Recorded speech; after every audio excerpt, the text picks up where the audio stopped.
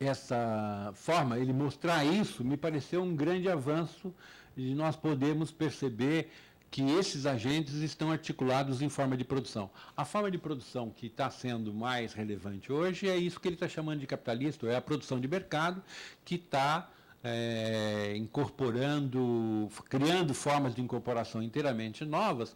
É claro que isso é uma tipologia, a gente teria que avançar no entendimento, mas a grande mérito dele foi de romper com a explicação técnica da evolução técnica. A outra coisa que teríamos que avançar é realmente de uma visão urbana disso. Porque, na verdade, quando ele põe essas formas de posições que ele está percebendo aqui, que ele está analisando, ele não vai numa questão que ele está analisando como é que vai se dar a apropriação do espaço, mas não como é que vai se dar a apropriação do valor ou dos excedentes, quer dizer, não tinha a complexidade que tinha, que é o que ele vai avançar quando vai para a questão da renda, nesse último trabalho da questão da renda urbana. Mas aí eu tenho uma leitura também, no mesmo tempo que ele estava estudando lá, eu estava estudando aqui, e os resultados não foram coincidentes, eu diria assim. Ele fez um calhamaço sobre estudo de rendas e algoritmos, uma série de continhas, gráficos, etc. Eu tenho a impressão que tem um capítulo do Marx que sempre foi mal lido, ou foi subestimado. É o capítulo que ele fala renda da terra para construção, o aluguel, a renda do solar, daquele capítulo. É um capítulo marcado por fragmentos. É quase que apontamentos que ele fez e o Engels quem encadernou, montou e pôs lá. Mas ali tem dicas super importantes. Dicas super importantes. O caso é que isso aí é capítulo 46, o capítulo 46, ele começou a falar de renda lá no capítulo 30, quer dizer, tem um monte de capítulos antes que ele está tentando provar a existência da renda e está tentando provar a existência da renda no caso agrícola. Ali é o primeiro momento em que ele vai abordar a questão da cidade, a questão de um outro setor. Ele põe um nome correto, renda da terra para a construção. Nos espanhóis eu tenho a impressão que está até imobiliária, até renda imobiliária. Nós é que sai aqui algumas coisas, as traduções para o português, aqui para o brasileiro, português eu não sei. Aqui sai renda fundiária, algumas vezes sai imobiliária, sai uma coisa assim. E nós, aí tem um problema, que não é só de tradução. Eu tenho a impressão que a gente teria que estar atento a distinguir renda fundiária, renda imobiliária e renda de extração. A renda fundiária é aquela que se dá tipo agrícola, quer dizer, eu planto alguma coisa e uso uma qualidade da terra, etc. e tal. A renda de extração é a renda de mineração. Eu vou lá e tiro uma coisa da terra, eu tiro um elemento natural da terra. E a imobiliária é o que eu tenho como uso do espaço. Hoje, eu tenho que distinguir essas três terras, esses três tipos de renda. E eu acho que é crucial distinguir isso. E é uma coisa que contribuiria muito para que essa discussão das urbanidades e ruralidades, no sentido do quê? Porque eu já não estou usando muita coisa que está no rural como forma... Estou fazendo um hotel. O que o hotel tem a ver com a fundiária ou com a renda de mineração que eu possa estar usando nesse sentido? Ela tem a ver com uma renda imobiliária, que eu vou alugar quartos, etc. etc. E se eu faço uma horta na cidade? O que tem a ver? É uma renda fundiária. É uma renda... Então, o que isso deixa claro para a gente? Que a renda, além de ser uma relação social, que não é da terra, ela tem alguma coisa a ver com o elemento da terra que eu utilizo. Quer dizer, então, o Lefebvre fala que a gente tem um duplo monopólio. Tem um texto do Lefebvre sobre renda da terra aí, mas é uma coisa que ele pega do Lenin, que fala que tem um duplo monopólio. É um duplo monopólio que é da coisa da natureza, do elemento material, que então esse duplo monopólio, um monopólio é o do elemento material, uma vez da extração, outra vez da fundiária. E tem a questão do monopólio do espaço, que é o imobiliário. Então eu tenho que distinguir isso. Agora, eu tenho que distinguir para entender os outros setores. É muito curioso isso. Para entender a construção, eu tenho que introduzir as três e diferenciar as três. Porque na construção, na atividade de construção, eu tenho renda de extração porque eu extraio areia, pedra, etc. Então tem renda de extração. Pode haver isso, porque são os materiais componentes, são aquele livro, os agregados que eu vou precisar para compreender isso como renda. Então, é uma renda extrativa. Não conheço um trabalho que faça isso, a não ser, para não dizer que não tem nenhum, eu vou falar do Gusmão, lembrar do Gusmão, mas foi um trabalho que ele não fez. Não é verdade? O Gusmão ficou enrolando, que era um estudo das areias, não sei o que e tal. E eu não sei se aquele trabalho foi, eu acho que não fez mesmo, né? Gusmão, lembra do Gusmão, lá na geografia?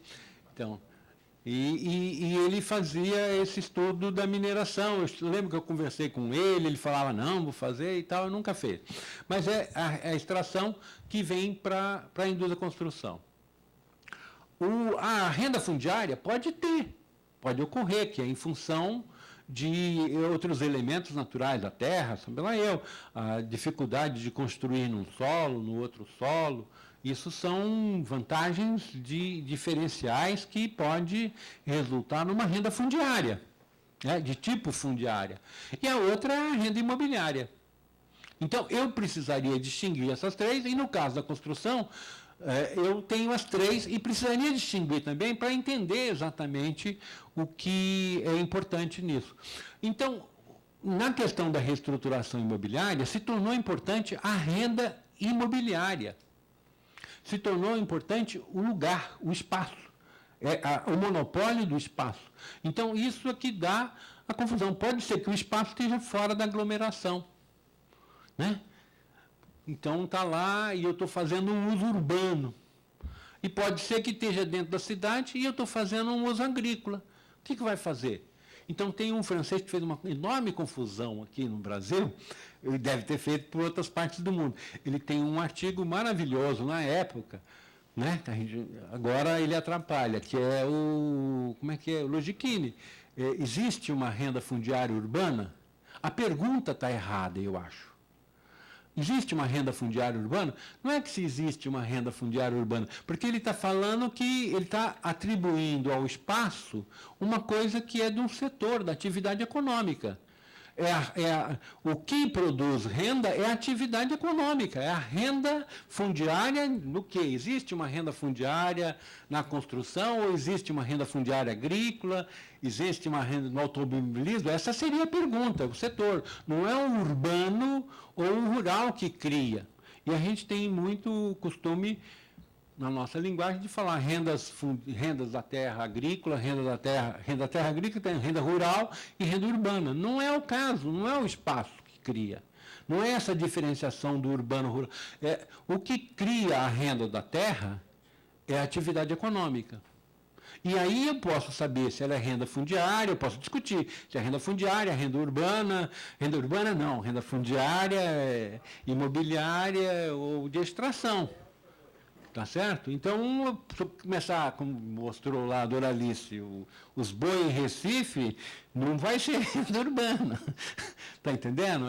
São coisas assim que quer dizer, o fato de eu fazer uma horta na cidade, não estou gerando renda urbana. Eu estou gerando uma renda relativa àquela atividade econômica. Então, isso é uma coisa muito importante. Isso, eu acho que essa reflexão e essa discussão associada a essa tabela e a essa compreensão de que nós temos que pensar as formas de produção e as maneiras de apropriação do espaço e as maneiras de apropriação do valor enquanto produção de excedente, eu tenho a impressão que a gente dá um passo decisivo para compreender o que nós estamos chamando de reestruturação imobiliária ou de produção da cidade. Por quê? Porque eu vou entender isso como produção de espaço e como produção de valor. E principalmente, eu vou compreender como se reparte a chamada mais-valia. Né? Como se reparte ela em termos de lucro, renda e juros. E, nesse momento, vou ter uma percepção, poder ter uma percepção de quanto o capital financeiro está entrando e fazendo alargar esse excedente a seu favor. E exatamente naquela parte imponderável, quer dizer, porque ele enquadra também o lucro, portanto, enquadra o capital industrial e favorece os dois processos que se dão de maneira espoliativa, ou seja, capta riqueza da sociedade inteira, não é só do trabalhador que está ali, não é só trabalho de construir. Então, eu tenho a impressão que se a gente conseguisse fazer essa aproximação e essa discussão da renda da terra, distinguindo renda fundiária, renda imobiliária e renda extrativa, e mostrando como que elas estão inseridas dentro do setor das várias formas de produção, eu acho que nós daríamos, tenho certeza que nós daríamos o avanço necessário para compreender essas formas de articulação da produção imediata com o processo global de produção do espaço. Qual seria a grande vantagem? A gente não deixar de fazer o obscurecimento que fez durante toda a fase do capitalismo industrial, de não compreender o processo de produção da mais-valia, o processo de produção do espaço, da indústria da construção, e pensar que era uma indústria atrasada. Nunca foi, sempre foi, no caso de São Paulo, até uma indústria muito importante para a própria industrialização da construção, foi um dos primeiros setores a se organizar e tal, mas se organiza como ele se organiza, ele não se organiza de modo fabril, ele se organiza de outra forma, e obter rendas e obter ganhos e ter sido uma forma de acumulação. Eu vou parar por aqui, vou ficar inconclusivo, eu acho que tem essas sugestões, é mais para eu tentar discutir com vocês e, como disse o João, vamos conversando, eu posso estar errado, mas a gente pode seguir conversando ainda e tal. Mas fixo que tem duas formas, tem dois níveis de produção do espaço. Tem uma a nível global, mundial, sei lá eu, o Harvey, por exemplo, para citar um geógrafo, chama muita atenção desse nível da acumulação por espoliação. Tem um nível imediato, para chamar também a atenção por um geógrafo, lembraria o Neil Smith, que destaca a questão das noções de rent gap, de gentrificação, como sendo muito importante, que foi uma noção que praticamente não... E eu estou querendo lembrar aqui, porque é importante para a questão da produção do espaço metropolitano, e parece que foi uma palavra que eu não lembro de ter ouvido, gentrificação. Até agora, foi uma das poucas palavras de um conceito importante. Falou? Então, tá bom. Ótimo. Mas, então, tá. Eu não fixei. Desculpa. Mas aí é que está. Então, eu paro por aqui, inconclusivo e mais propositivo no sentido de, olha, tem um caminho, pode não ser o melhor caminho, mas é um caminho que dá para a gente continuar, como diz o Rui, a fazer caminho, não é, Rui? A fazer caminho. Obrigado. Alô, professor? Então, gente, vamos abrir para perguntas agora. Só 3, porque o tempo já está bem avançado, a gente está estourando o horário do almoço já.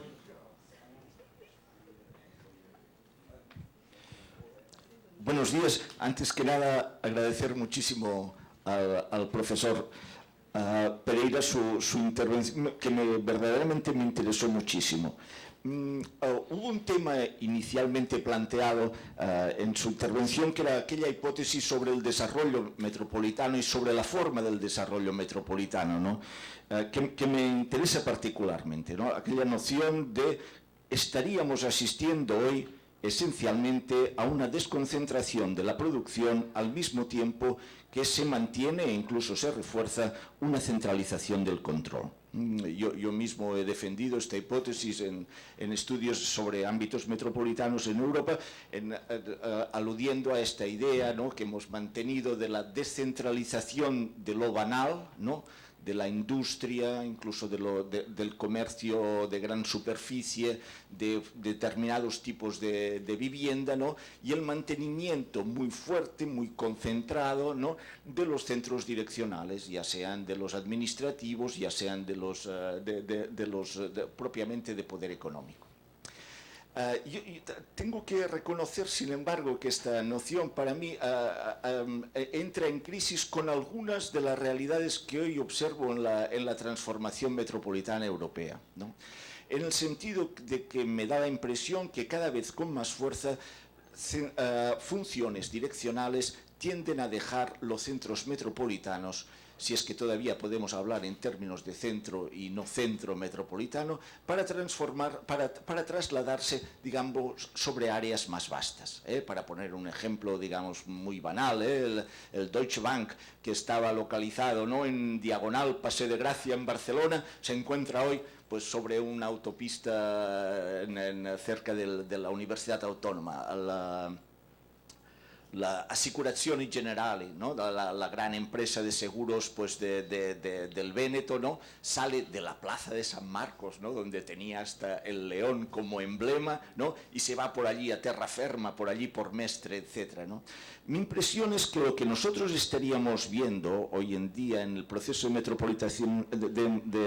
metropolitanización en Europa es la coexistencia entre el mantenimiento de la centralización económica de las funciones de control con su dispersión topológica. No sé si me hago entender, ¿eh? El mantenimiento y el fortalecimiento de las funciones de control desde el punto de vista económico convive hoy con su dispersión territorial. Creo que no es una cuestión banal, puesto que este hecho acaba, digamos, caracterizando el conjunto de la región metropolitana, la hace más diversa y incide directamente en la cuestión que usted mantenía de la imposibilidad de conservar la vieja dicotomía entre centro y periferia metropolitana.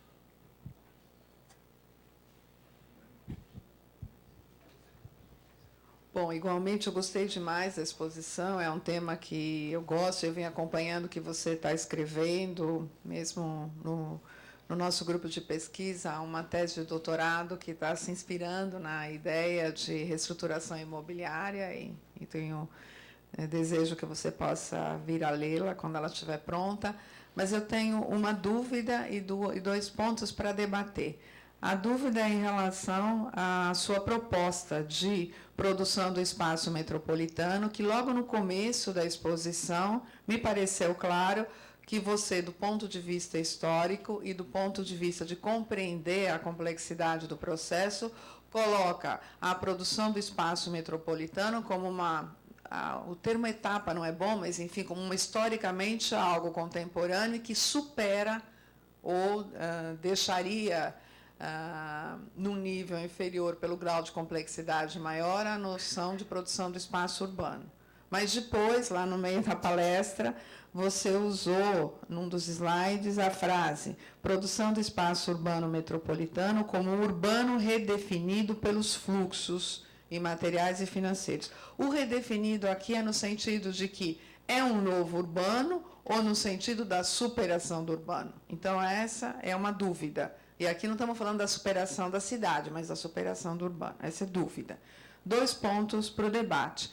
Eu fiquei em dúvida sobre a sua compreensão de que os espaços fechados seriam uma relativização do processo anterior de absolutização do papel da propriedade.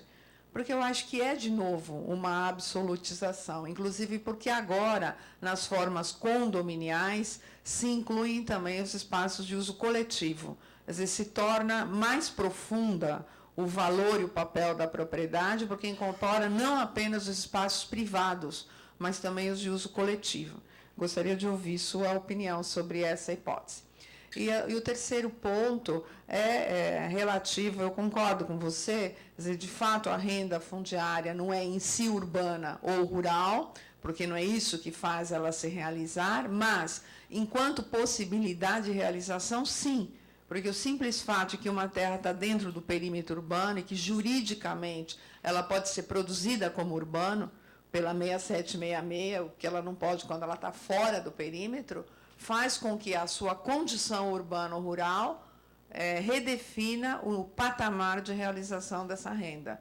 O que não quer dizer que ela se realiza por ser rural ou urbana, mas como possibilidade de realização, talvez a sua condição rural ou urbana seja essencial, porque não haveria outra razão para explicar porque todos os agentes de produção do espaço urbano estão sempre pressionando o poder público para fazer avançar essa linha mágica que torna legal a produção como espaço urbano das terras que estão dentro do perímetro.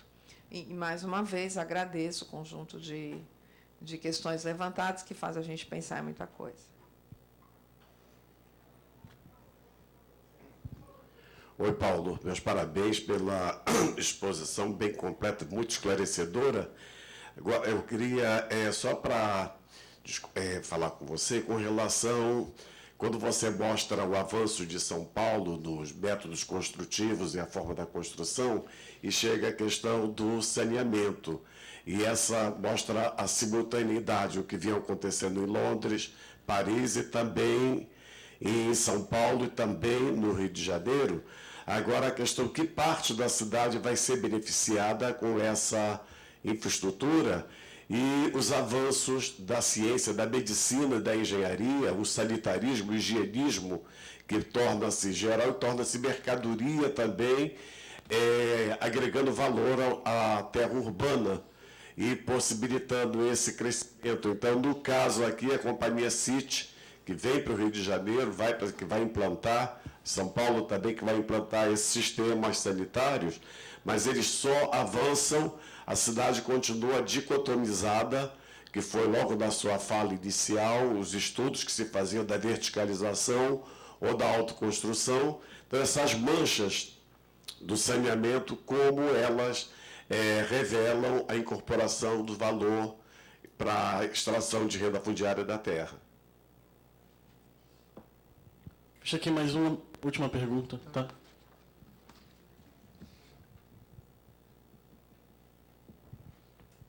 Boa tarde, professor. Minha pergunta será um pouco interesseira, se me permite, porque eu estou pensando em talvez enveredar para a discussão da renda na minha dissertação. E quando você fala que a renda ela não se efetiva a partir do espaço em si, mas pela relação que se estabelece nele, pela atividade econômica, quando a gente pensa que algumas políticas hoje ligadas ao meio ambiente dão um preço à natureza, tá? Ela é mercadificada, dá um valor para ela, para a adoção de empresas privadas, para essa porção de florestas ou de cerrado, não sei. Se cria uma política em que a natureza ganha um valor, né? E isso passa a ser... se estabelece como relação de mercado, como é que a gente pode pensar essa discussão da renda nessa tipo de política? Tá? Obrigado. Fechamos. Tá.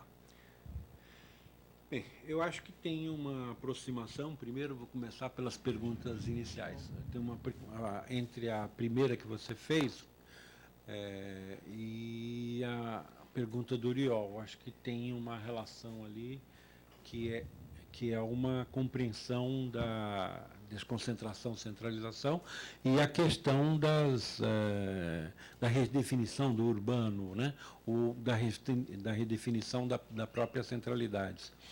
Eu não sei, teria que fazer uma pesquisa nova para ver se isso está acontecendo, como está acontecendo, por exemplo, no estado de São Paulo, né? A pesquisa que a gente viu pela última vez, eu não sei de quando são os dados, mostrava uma cisão, né? Mostrava uma cisão. Pode ser que hoje tenha as empresas se posicionado diferente. Eu vejo também ao longo tanto da Anchieta, das estradas todas que vão para o interior, né, dos eixos todos, uma série de empresas se localizando, uma série de empresas novas se localizando por uma extensão muito grande. Mas eu não noto que os escritórios estejam se deslocando para lá. Eu tenho a impressão, mas isso é o que deveria ser feito agora, uma nova pesquisa para verificar se o que o Oriol fala estaria acontecendo em São Paulo. Poderia ser até um bom motivo para uma nova pesquisa, para recuperar aqueles dados e refazer. Mas a última vez que eu vi esses dados mostra a cisão e creio que tem a impressão que permanece igual, né, com relação a isso, portanto, não estaria havendo essa modificação que pode ser uma tendência que venha a ocorrer aqui. Eu não tenho ideia do que está ocorrendo agora, mas os últimos fatos mostram que se mantém assim. A questão daí a questão teórica permanecer, né? Seria uma redefinição do urbano. Conforme a maneira que eu defini o urbano em termos de urbanização da reprodução da força de trabalho, isso me dá uma segurança mostrar que a cidade está cada vez mais hostil à reprodução, à vida. Isso é um dado. Então, nesse sentido, eu diria que está havendo uma redefinição em vários sentidos, na questão da segurança, na questão da saúde, na questão da escola. Quer dizer, há uma rejeição à vida urbana dentro da cidade de São Paulo. Quer dizer, os espaços são complicados. E mesmo em cidades interioranas, você vê também, nesse sentido foi que eu entendi até o que foi falado aqui de contra-urbanização, no sentido dos condomínios serem espaços fechados, que negam a vida urbana. O que me leva à segunda questão que você colocou, quer dizer, a ideia da absolutização. Eu acho a ideia importante no seguinte sentido.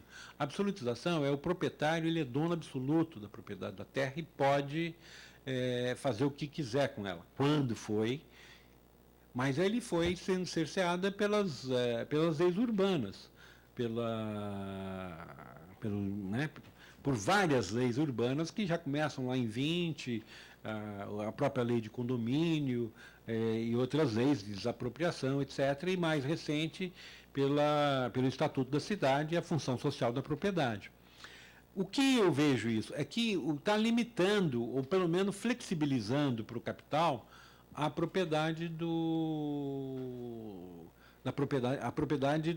direito, né, sobre a propriedade da terra do proprietário. Quer dizer, então ele está deixando de ser absoluto. Aí no condomínio, ele partilha com vários outros, mesmo que esteja aumentando, não está diminuindo a privatização, mas está tornando, não está diminuindo a importância da privatização, mas está aumentando, mas está diminuindo o poder absoluto do proprietário. Ele tem que negociar com os outros, ele tem que ter uma legislação, uma regra para seguir. Então a ideia da desabsolutização me parece boa, porque contrapõe ao processo anterior e mostra que quem está fazendo isso é o capital, está sendo funcional ao capital, pelo menos. Não está sendo funcional para a reprodução da força de trabalho, como que se pensava, que simplesmente negar a absolutização da propriedade da terra seria interessante para criar espaços habitáveis. Não é, cria-se espaços negociáveis, de novas negociações, e essa desabsolutização vai nessa direção do negócio imobiliário e não do espaço habitável. Então era um pouco... É claro que tem que, né, como você fala, tem que fazer pesquisa, tem que analisar, mas é um caminho de indagação. Tem mais uma coisa aqui que eu anotei e não estou sabendo o que é. Teu mesmo. Não, eu acho que foi... da terra urbana rural. Tá ok. Quer dizer, realmente a questão da renda rural e urbana, quer dizer, não é realmente o espaço, e vai ser isso até que vai permitir que possa construir ou não um hotel no campo, vamos dizer assim, ou que possa fazer uma horta na Avenida Paulista. Quer dizer, vai ter uma legislação que permita isso, né? Quer dizer, e isso vai ser um condicionante do uso e que, portanto, vai acabar interferindo no preço final. É uma coisa que influi, mas não é. Mas aí é que tem que, né, tem que ver quais são as condições, quais são os fatores, né? O principal ganho que a gente tem aí é de desfetichizar e desnaturalizar da pergunta que é renda fundiária urbana. Quer dizer, e no caso a gente tem as três rendas, a gente tem a renda fundiária, tem a imobiliária e tem a de extração. É isso que está ficando. E eu fico assustado que em várias cidades da América Latina extrai ouro em terreno urbano, os caras descobrem lá e vão cavucar não sei o quê. Extração de ouro, mineração dentro de contexto urbano. Quer dizer, uma coisa curiosa isso.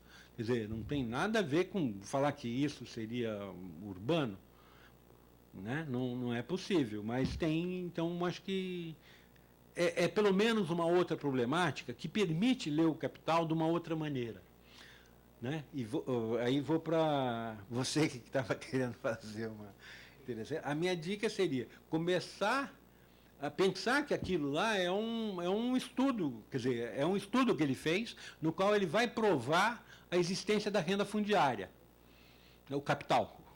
O estudo que ele fez no Capital aquilo que está apresentado é um estudo na qual ele prova cientificamente que existe uma renda e que essa renda foi provada para a agricultura e que essa é uma renda fundiária.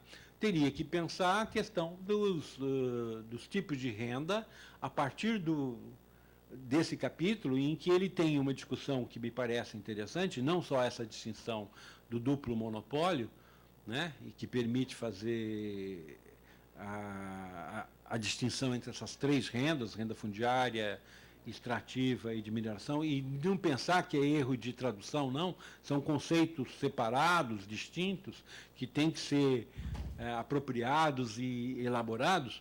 E tem uma outra distinção que ele fala que é extremamente importante, que é a distinção tem que distinguir entre renda de monopólio, quando o preço de monopólio cria renda, e quando a renda cria o preço de monopólio.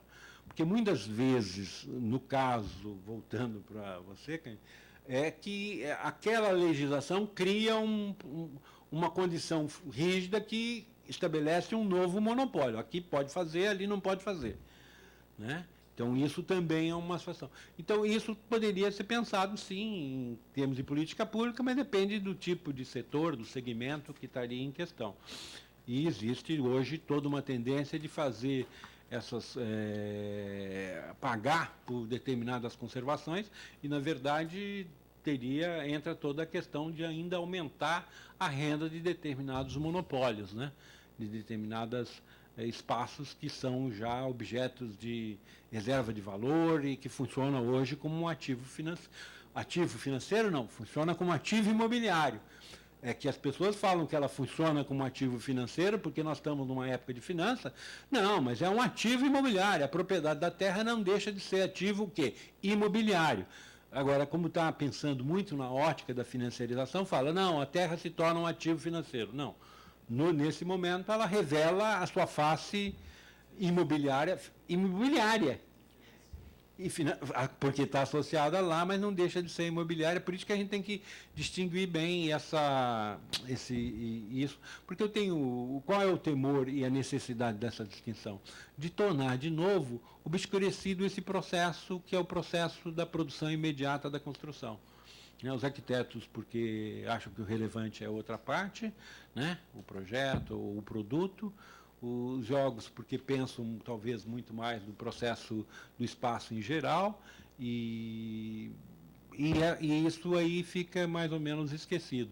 E dentro das tradições, as lutas, vou dizer o quê, de esquerda e tal, o trabalhador da construção nunca foi muito relevante para o processo de transformação social, né? Quer dizer, então teria...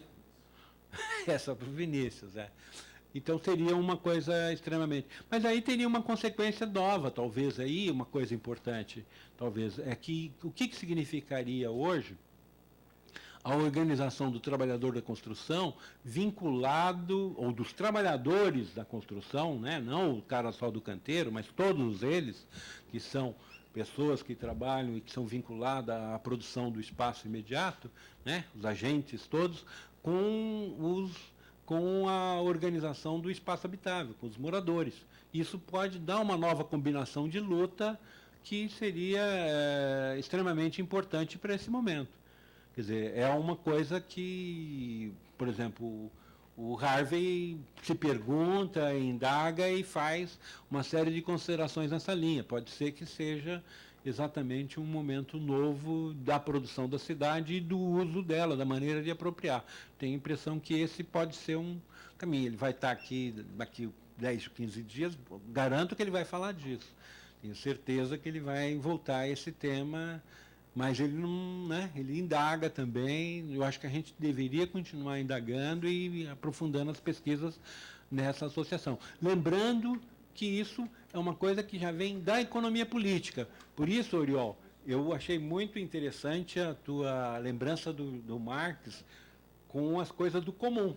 Não é à toa que você foi lembrar da lenha. A gente tem umas outras coisas que estão comum, de uso comum, que não são a lenha e que estão na cidade. E que aí é uma lembrança interessante nesse sentido de pensar exatamente para esse momento da organização das lutas, tanto contra a exploração do trabalho, contra a expoliação, e lembrando essa categoria do espaço de uso comum, que é do jovem Marx. Eu entendo que é do jovem Marx, ou seja, porque não aparece com importância relevante no Capital, é por isso que você vai ressaltar aquilo, e é uma coisa que foi esquecida da tradição das lutas de esquerda e que, nesse momento, mostra como talvez um caminho, com as dúvidas todas que você apresentou e com as dúvidas que eu acrescentaria mais algumas, talvez, e é um caminho a ser pensado e a ser, vamos dizer, disputado, pelo menos, do ponto de vista do momento presente.